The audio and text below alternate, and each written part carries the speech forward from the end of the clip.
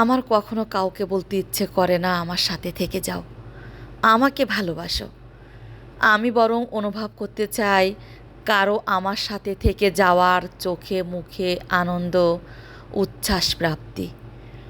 আমি খুঁজি যেখানে ভালোবাসি কথাটা রোজ বলার প্রয়োজনীয়তা পড়ে না, কিন্তু দুজন মানুষ ওই জীবনের প্রতিটি মুহূর্তে একে অপরের প্রতি গভীর ভালোবাসা অনুভব করে।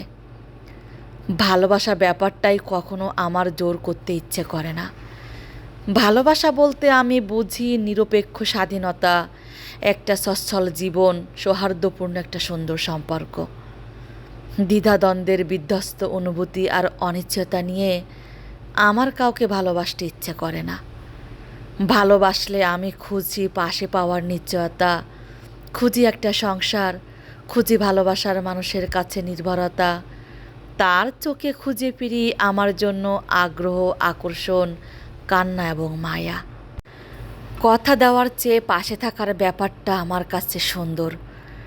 জোর করে কিংবা দায়বদ্ধতায় আটকে থাকার চেয়ে আলাদা গন্তব্য হেঁটে যাওয়া আমার কাছে শান্তিপূর্ণ।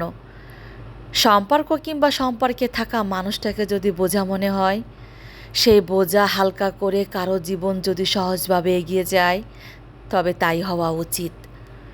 পারফেকশন নয়, মূল্যায়নটা আমি সবসময় খুঁজি। আমি চাই সম্পর্কগুলো উপভোগ্য হোক, একে অপরের সাথে আনন্দ নিয়ে বাঁচুক, দ্বিধাহীনভাবে পাশের মানুষটাকে বলুক আমি ভালো আছি এই মানুষটার সাথে।